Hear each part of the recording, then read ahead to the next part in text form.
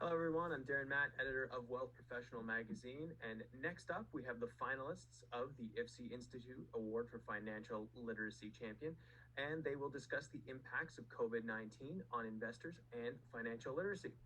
Please welcome our moderator, Christina Ashmore, Managing Director, IFSE Institute, and our panel, Jackie Porter, owner, Carte Wealth Management, Team Jackie Porter, Robin Thompson, founder and president, Castlemark Wealth Management, Luke Gerard, Portfolio Manager, Investment Advisor, Desjardins. Heather Holjevac, CEO, Financial Planner, Holjevac Financial Group. Ninjideka Harris Izia, Consultant, Financial Education and Employer Services, TE Wealth / CWB Wealth Management. Tracy Lindell, Senior Investment Advisor, Seaglass Wealth Advisory, Harborfront Wealth Management. Matthew Ablican, Broker of Record, Owner, Millennials Choice.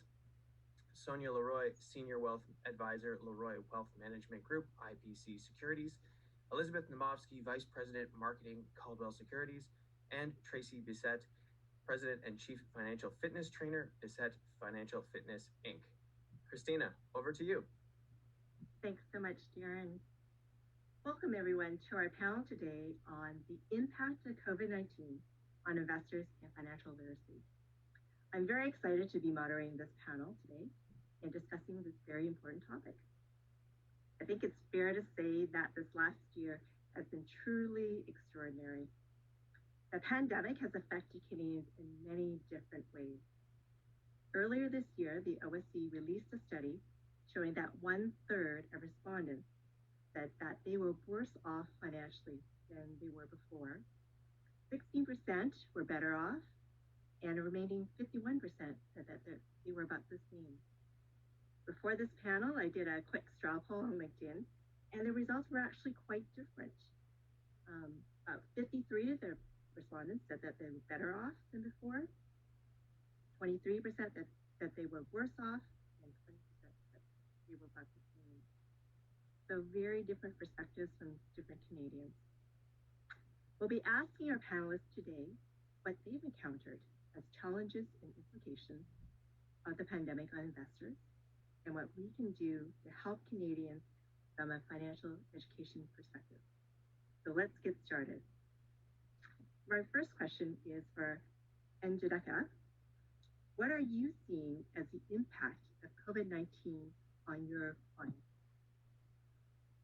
Thanks for that question, Christina. And I think for us, we would look at it from the perspective of the financial and emotional well-being being impacted. There was a lot of isolation for those that were working or schooling from home, and there was financial distress, coping with job losses, having to navigate things like disability for those that got sick, or those that were providing care for their families. And then there was disrupted schooling for kids, so parents had to cope with them having to care for their kids. Certainly, we saw more interest in estate planning, because this crisis reminded us that we don't have a franchise on our lives, that life can be very fragile. And there was a lot of market uncertainty. And this was amplified with all the information overload people were getting. And it was tough for people to keep our emotions in check. We saw property prices escalate in some cities like Toronto, Vancouver, and as well as homes near the city. And the fraud landscape was worsened. People were working from home, buying more things online, and clients were doing online banking. So more people and more organizations were impacted by online fraud. Mm-hmm. Very good. And Tracy L., what about what you're seeing from your clients? Well, a lot of similar things, definitely. In addition to those, it's been interesting to see relationship breakdowns or just changes in relationships, or when people have passed away, which is obviously tragic. There are people that just haven't had exposure or had to look after their own financial well-being, and I would say that has been a big challenge, and you're just kind of starting from scratch, but you have to be very gentle, because it's been a rough go for everybody. But when a relationship has fallen apart or you've lost a loved one, that has been an element that has, I mean, that's always there, but I think it's way more prevalent now. And with severance packages, it's kind of the same. You expect to have your job for a certain length of time, and you expect to be the one to control when you retire. And suddenly you have this severance package thrust upon you, and that can be very overwhelming and uncertain. So I would say, like, those two things are things that are just happening much more often, and they take a little extra care and patience as well, because people just aren't necessarily up to speed yet with what they need to do in order to take charge of their financial futures. Mm-hmm. And Luke, what about you? What have you been seeing? Yeah, I would say no major impact on our side. COVID has helped us build a stronger relationship with our clients. We contacted many times in the last 15 months, and as a result, no one panicked nor left the boat. So the fact that we kept our clients well informed in the past helped them not to panic, made good decisions, and adopted good behavior in times of crisis. So as a result, our client end up richer. Mm-hmm. It sounds like there's been kind of a more holistic change, not only financially, but personally too. But good financial advice and good relationships, you're helping your clients kind of weed through this difficult time. My next question is, are you seeing other trends or challenges people are facing as a result of COVID? Heather, can you kind of enlighten us? Yeah, so my demographic is a little bit, older. So they are either retired caregivers or seniors. So what I'm finding is actually two very different trends. The first is really being that many people are being cautious, nervous about, their future, kind of scaling back spending, wondering if, they're on track, making sure that their investments are safe, wanting to update their financial plan, and, making sure that they are covered as far as insurance policies, disability, critical illness, life, so that their loved ones are going to be taken care of, that their wills are up to date. Some people even asking about long-term care insurance, which, is a challenge as you age. So generally being cautious and wanting to get things in order. The second kind of trend I find in my clients is the opposite. So thinking, you know what, we don't know how much time we have left. Life is short. Let's just, maybe be a little impulsive, embracing that, YOLO, we only live once, or the FOMO, fear of missing out.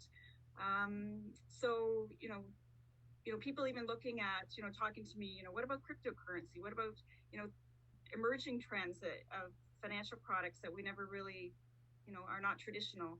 And also looking to actually take big lump sums out of their portfolio and to see if they're going to be okay to try and help their children buy homes. I mean, we've seen housing prices like, the first question was discussed, that are just astronomical. I mean, some of our kids, there's no way they can do the same things that we did. So, so I think it's really, trending that some people really want to see their kids enjoy things now, gifting money. And this is really drawn because of the drawn out isolation that a lot of the seniors and caregivers, and, people they're asking, me to help their kids to make sure that they're on track and that they're going to be taken care of. Right. Wanting to get, also people wanting, their kids, can they retire sooner? Because, I think it's going to be a whole different ball game in September or even next year when people are expected to go back to work. I mean, we really want to, a lot of people don't want to go back to work. So, I think that the pandemic has really changed the way people are thinking, making them, think about what's really important to them, whether it's being cautious or, throwing caution to the wind. Mm-hmm. Good. And Tracy B. Yes. There are two Tracys. So I serve two groups. I do financial coaching with young adults, so 18 to 30-ish in age group, as well as entrepreneurs. So on the young adult side, I've seen a lot of interest in learning more about what's happening from the financial side, how they can get better prepared. I've also seen, like Heather mentioned, lots of interest in Bitcoin and cryptocurrencies. The day trading has increased a lot, and I'm not sure everybody's using their government support money to the best use possible. So we will see kind of how things unfold. On the good side for the young adults, certainly if they were in school, they were able to probably work more hours because there were a lot of jobs that were hiring. And so they were able to do that while going to school online. So that worked out really well. On the business owner side, certainly it totally depends what industry they're in. Some industries we know were hit so hard during the pandemic, some were thriving. And then there was those business owners who actually took the opportunity to see what could I do, and they changed their business and ended up thriving because they were able to be agile and make some changes. So really across the board, for me, I was pretty inspired by all of those groups and seeing what people were able to do in a situation with so much uncertainty. Mm-hmm. It's interesting, the different priorities of the different generations and groups. What about you, and Rebecca? So, were there other kind of trends that you were seeing as well? I think for us, we had to do a lot of adjustments with the COVID. It wasn't going to be business as usual for us anymore because we do rely on in-person meetings and on the training side of things, which is what I spend a chunk of my time doing, seminars for people.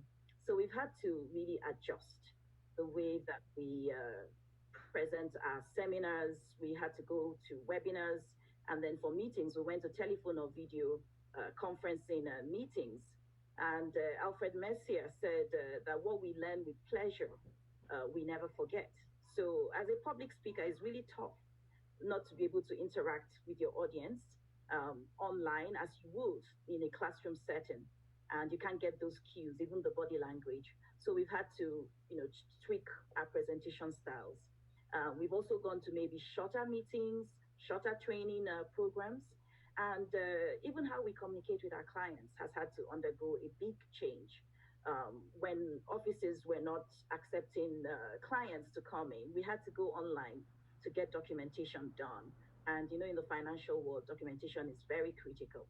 So we've had to adapt how we sign our documents, approve documents, and always keeping an eye on still protecting the privacy, the legitimacy of those documents. So those are some of the things that I would say we've had to deal with.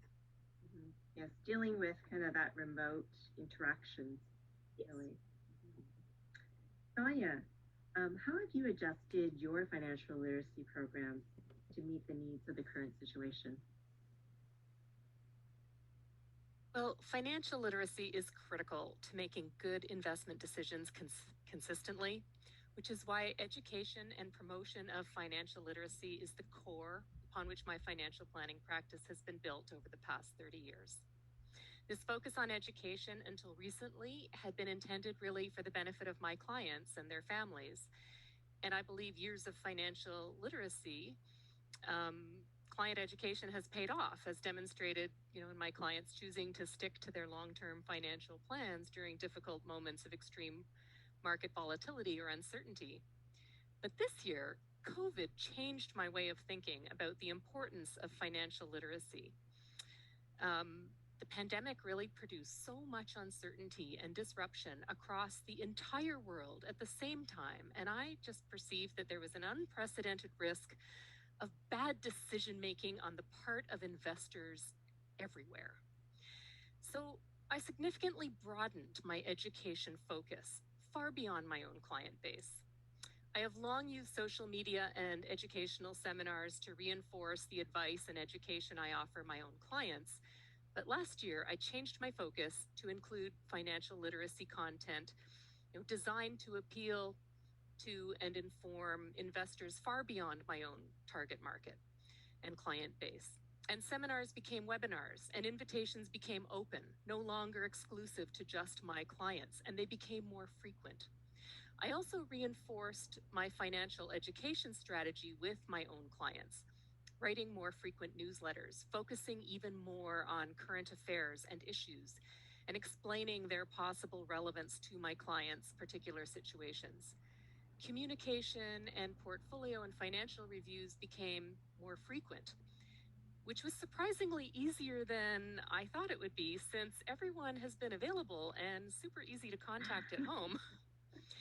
Financial literacy can make or break a financial plan, and everyone has the right to have the opportunity to make good, well-informed financial decisions. So true. We don't have appointments and events to go to, so we are available. Um, Robin, what about you? You know, how have you adjusted your financial literacy program? Thanks, Christina. I think that, when it comes to financial literacy, COVID-19 has definitely, put the spotlight or opened the perspective around financial literacy. And for most Canadians, I think it's been an eye-opening experience around the knowledge they have around money and their financial matters. And I think that one of the things that I'm seeing that amid all this uncertainty is that the value of financial literacy and the lessons of money, is more important now, especially during this period, than it has ever been. Some of financial literacy initiatives that I take on is working with the youth. So working with the younger generation, and they're seeing unprecedented levels of unemployment, and postgraduates are entering. Job market is uneven, is likely to be like that for quite some time. So through junior achievement, which is one of the financial literacy initiatives that I choose to spend my time at, I generally would go into grade 7 classrooms and have an entire conversation with students, in the dollars and cents program about basics of financial literacy and how they arm themselves with the different tools they need to make better decisions as they grow through the world and they become young adults. And like everyone else on this call and in this panel, we've all had to pivot. So instead of going in and being face to face with children, we're now zooming in or beaming in from our kitchen or our offices or our bedrooms or wherever we are. And it's been a lot for children. It's been a lot for parents. But one of the things that I was very sort of encouraged by is that the children are continuing to soak up this information. They're continuing to take this information and provide resources and conversations back and forth between students to be able to gain that financial base and that financial literacy that they need to take with them throughout their lives. So I think that while it's important to understand that COVID has changed the world and how we communicate, it's just as important as ever to have that basic financial literacy installed in our youth, because that's really how we help them put their best foot forward as we continue to go through life. Right. And I think that what you mentioned about, just to our topic before about the unevenness of the impact of COVID.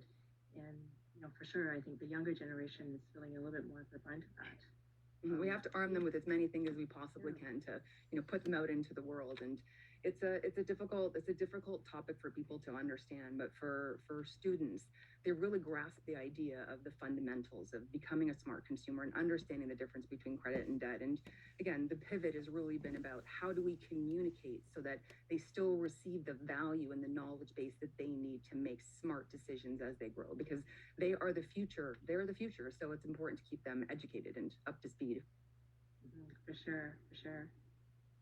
So Elizabeth, what programs or initiatives did you implement last year that had the most impact? So I can talk about 3 really cool things that we did here. The whole country, the whole world shut down during COVID. People were afraid. People didn't know what was happening. So what we did was we started recording COVID-19 market updates with our chairman every 2 weeks. So we would talk about what was happening with COVID at that particular time and then talk about the market. So after a year of doing those every 2 weeks, we changed the name to Insights with Thomas Caldwell now. And so we talk about whatever's happening in the markets right now, today, and just what's happening in people's lives as well. I had the task of creating a 40th anniversary party for Caldwell because they turned 40 in January 2021. What do you do? So I ended up doing a cooking show with award-winning chef Kyle McClure from Vantage Venues and our chairman. And it resonated so much with our clients because it was building community. And after the event, which was about 45 minutes, they had an incredible spaghetti bolognese that they could share with their family. And just before the event, they were sending me pictures of all the ingredients ahead of time. And afterwards, everyone just started sending me what their dinner table looked like and what their family life looked like. And so it was a really cool thing to do. And now I'm thinking maybe it's a yearly thing that we should do just to keep building on that community, because food is a very intimate thing, and it's something that you do. You celebrate with food, you calm with food. There's so much going on with food. One of the other initiatives that we just did, we launched a program called Just Hang Up. It's an anti-fraud awareness. fraud has been growing like crazy right now because everyone is self-isolating. People are at home. People are feeling lonely. You've got seniors at home alone, and you have a lot of new immigrants in Canada that are at home alone. So what we did was we recorded 17 different languages with a Just Hang Up campaign, telling people that if you get that CRA call, if you get that social insurance call, and they're threatening to come to your house and arrest you, hang up. Don't talk to strangers. No one's going to come and arrest you. But the problem is a lot of the immigrants in Canada have come from governments that will actually arrest them. So those are the three big things that we did this year. Great initiatives, and not always kind of like financial investment focused, but it's wonderful to kind of have a broader approach. Community. Yeah, for sure. And Robin, what new initiatives that you implemented last year? There's a few of them. I think one of the places that I spend some time with financial literacy outside of my practice. So again, like everyone on the panel, our regular social media feeds and our newsletters and our communications through clients, I really try to take financial literacy out into other areas, especially ones that I have some familiarity with. So, growing up, I grew up from a very poor family, and I spent many of my formative years in the welfare system. And I watched my mom try to raise myself and my two sisters, not knowing anything about finance or having any know-how about how to manage finances or how to make her way through. So when you go through an experience like that, it definitely has have a different respect for dollar at a very young age. So, throughout my life and throughout my different financial literacy initiatives, I'm really about women and supporting women and their growth and entrepreneurs. And so one of the initiatives I work with is called the Sandbox, and it's called a program called Accelerate Her, which is an incubator outside of Barrie. And they are the women community of entrepreneurs in Central Ontario. So I support women entrepreneurs in a regional capacity from the standpoint that I provide educational content and coaching and mentorship to be able to give women of tomorrow the ability to be able to thrive. We know that through the pandemic, they've been disproportionately impacted. So how do we make sure that women who are coming from different places or want to start their own businesses or want to be entrepreneurs have that solid foundation of knowledge and support in financial planning, investment planning, tax planning, estate planning, and all of the different fundamental knowledge that they need to be able to be successful in their future. So that was a really big initiative about that impact that they're able to see, and watching them interact with us and watching them interact with me, and the questions coming back and forth, and the businesses that they've been able to create and grow through the pandemic because of the pandemic was absolutely extraordinary. So it's about the support of those women and those people. I also spent some time on the national front working with BNN as one of their Ask the Expert series panelists, where I would field questions coming in from the public about how to manage through government supports and the government programs that are available and what people can do. So I've never been in an environment where I've had so much intake of help requests and help requests and help requests. And it's been a place where, as financial professionals, we have the ability to be able to help people on a completely different level, and one that makes a long-term impact on their lives and of the lives of their daughters and their families going forward. That's amazing. And it's amazing in this kind of time where, you're really supporting those entrepreneurs. During a very difficult financial time. Matthew, what virtual systems or platforms have you found most effective to educate your clients on financial literacy? Thanks, Christina. So first of all, that spaghetti bolognese story has me distracted. I love my pasta, but I echo everyone's comments, and I'm super motivated just by listening to everybody here and what they're working on. Right when the pandemic kind of became mainstream news here in Canada, I was getting phone calls from a lot of clients just really worried, and there's a lot of uncertainty in the marketplace. So we're licensed in real estate and mortgages and life insurance, and a lot of my real estate clients were just really, really uncertain about what's going on and what's going to happen. So we decided to really make an initiative as a company to do two things. One, call all of our clients, make sure they were okay. And we did this the old school way. I know it's millennials' choice, but we called everybody and we spoke with them on the phone. And two, we started using Zoom for the first time. We did a bunch of research on a lot of different platforms, and we just thought that Zoom was one of the more easier platforms to use.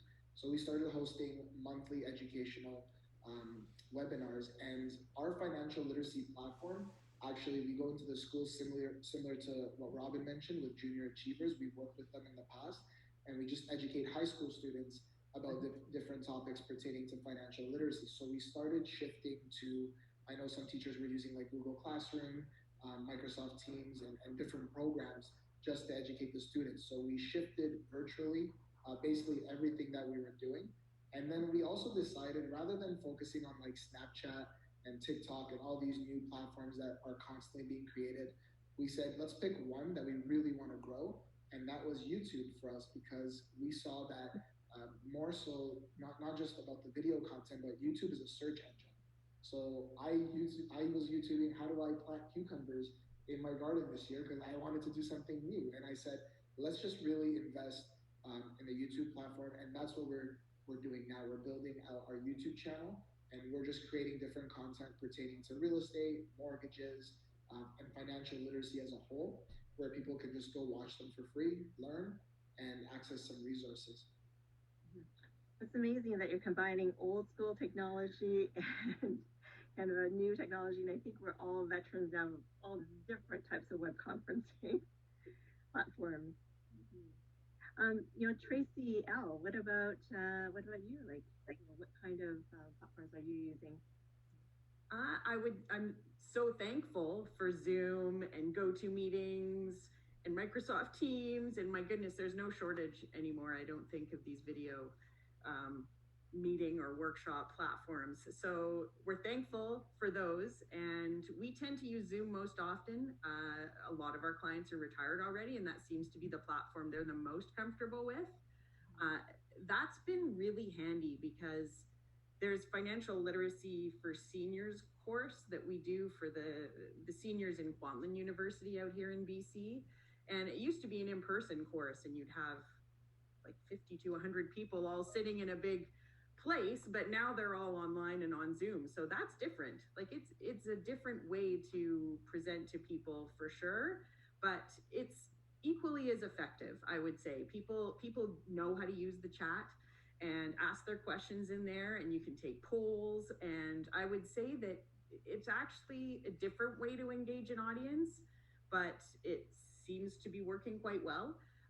We also have been doing videos for financial literacy. We use Vimeo as our platform just to host the videos, but then we can share them across all the social media platforms, and we have them on our website. So we've got a little kind of wisdom hub going there. We actually used to host in person in somebody's kitchen generally.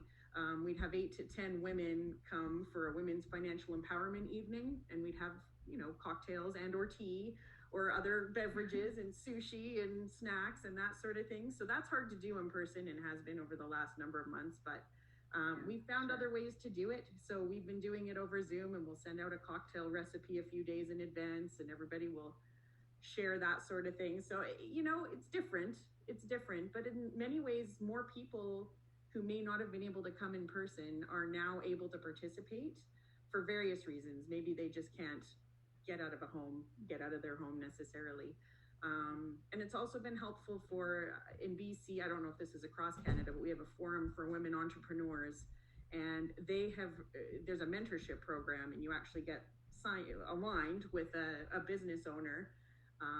And we've been able to do that coaching all online, and they've come a long way, the forum has, in terms of just getting the online scheduling all up to date. And so technology's come an awfully long way, and I just think it's made things much more accessible for people in the long run. So I imagine we'll continue to use it in addition to in-person things down the road. I don't think it's something that we'll abandon.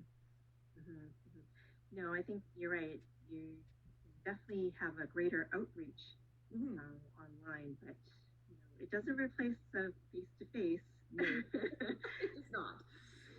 So, Luke, we kind of talked about benefits of financial literacy, but what's really the cost to a client of poor financial literacy? One of my favorite Warren Buffett quotes is, "The key to success is emotional stability."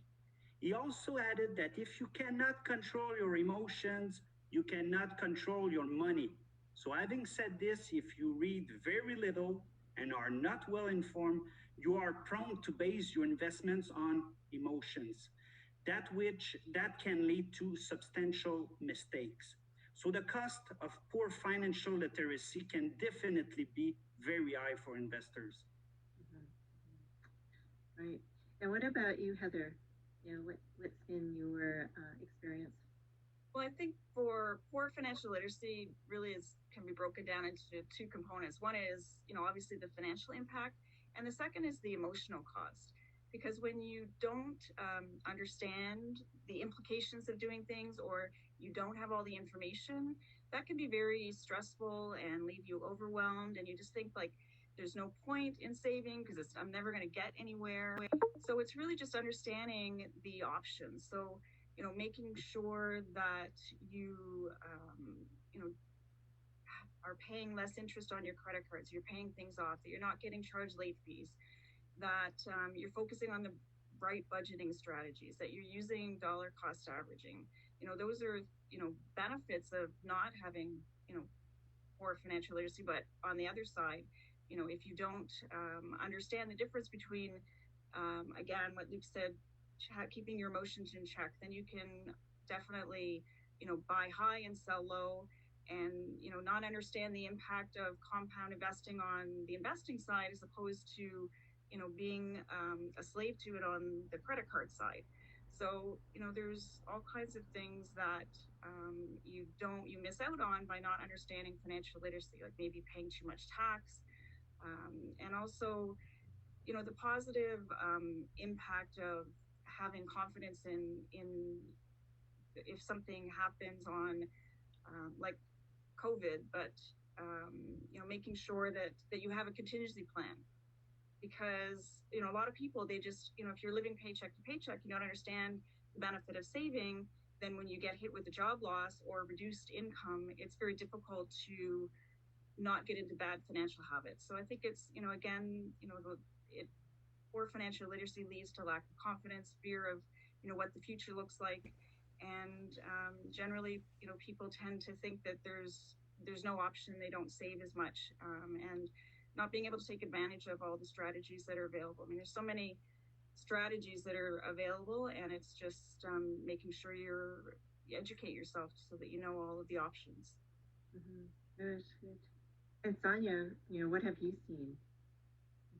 Well, I said it before, but it's so important, I will repeat myself. Financial literacy is critical to making good investment and financial planning decisions. Investors can often be their own worst enemies. To reinforce Luke's point, selling low and buying high seems to be a time-honored mistake that is usually driven by emotion.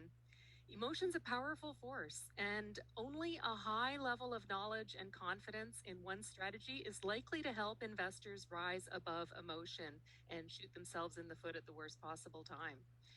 It has been my experience as a wealth advisor through several big and extended stock market downturns over 31 years that investors whose money is suitably aligned with their objectives and their values are far less likely to sell in a panic and harm their long-term financial plans, and much more likely to enjoy the long-term benefits of investing. Beyond good investment decision making, in order to ensure a secure and a relevant financial plan, investors need to be well financially educated in general, far beyond the minimal, when there's any financial planning education that's offered in the school system, unless, of course, they were lucky enough to have Robin in their classroom. For example, failure to save for a child's education, starting early when it would be inexpensive to do so, can result in missed opportunities for your children for university or college, or significant crippling debt for them as graduates, or parents postponing their own retirement in order to pay for their children's education, where if they'd just contributed a little bit to an RESP all those years ago, it would have been so easy. And finally, a high level of financial literacy lends itself to peace of mind. Money can be so stressful, worrying. Do we have enough? Will I even be able to retire? Or maybe I could lose it all. Should I sell? Many people are so unnecessarily afraid of money. Financial literacy can literally free people from their fear of money and put them in control, enabling them to make good decisions on purpose. If you consider that stress can take years off a person's life, financial literacy is priceless. Mm-hmm. Very well said. I think you're right, like that intertwined emotion and knowledge. But if you have the knowledge, then you can help control the emotion, which usually leads you down the wrong path. So, Tracy, how can financial literacy help people in the event of a future pandemic or market downturn? So my background is all in commercial lending and risk management, and I certainly know the key for your personal life and for a business is understanding cash flow. So knowing what's coming in, knowing what's going out, and making sure you're actually making more than is going out. And so if people can get those basics, they can adequately save and plan for volatility and under no matter which situation. So not being maxed out on debt, having room there, having it available, having cash reserves so that you can deal with things as they come up. Just to keep it brief, I'm going to leave it there, but understanding cash flow so you have flexibility to plan. Right. And Jackie, given what we've been through, what are your plans for future financial literacy programming? Oh, you're on mute.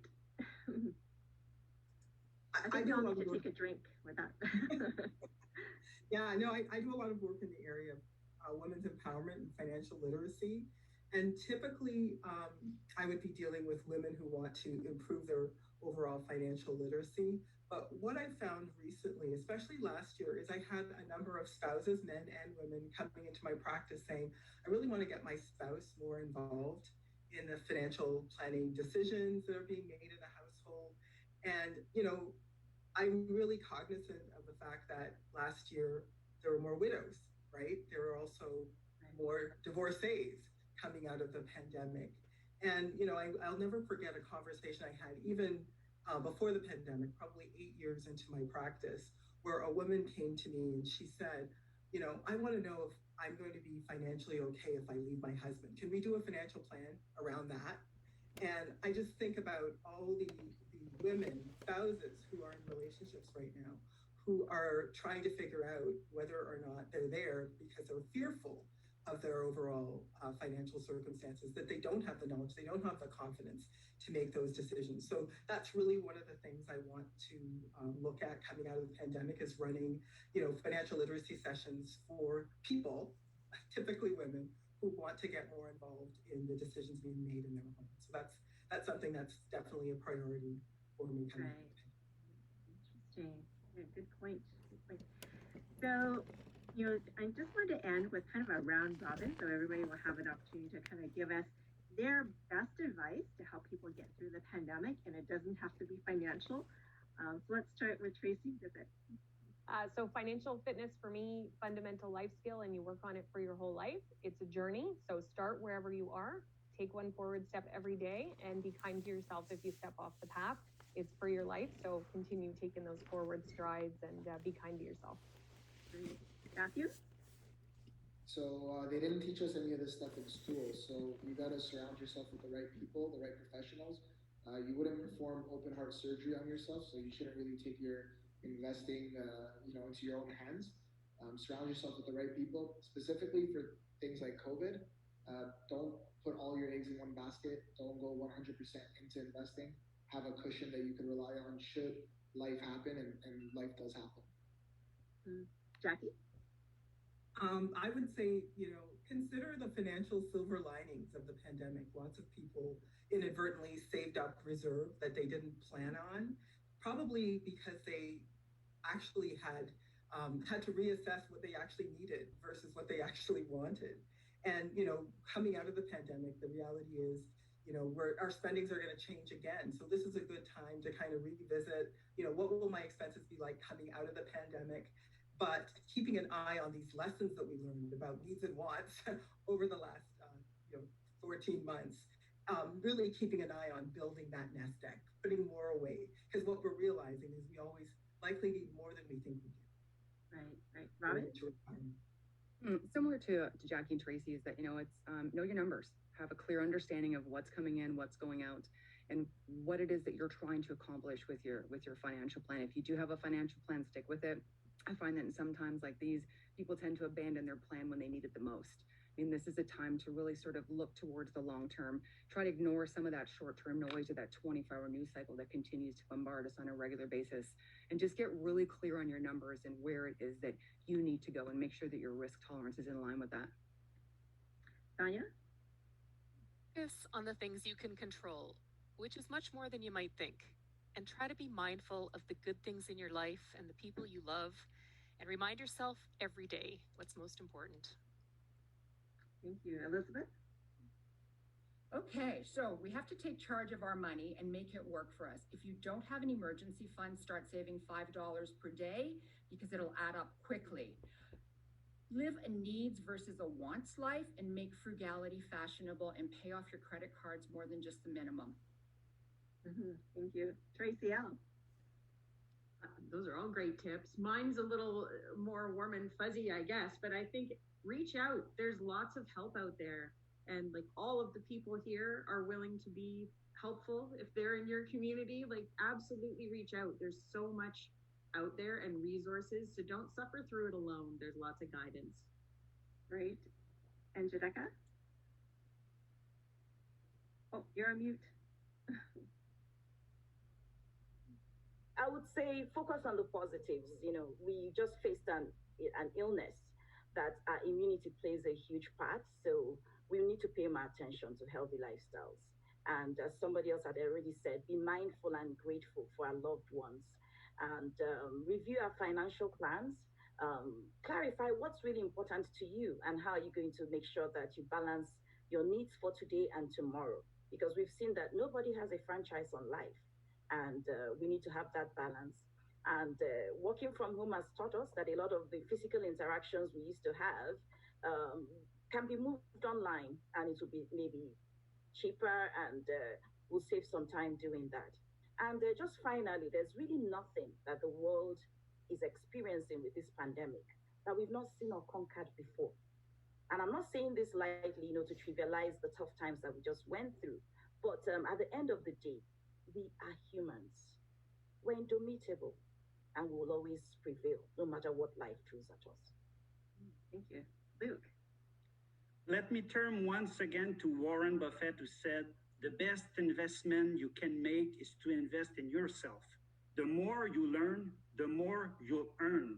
So my advice to investors is read good financial literature.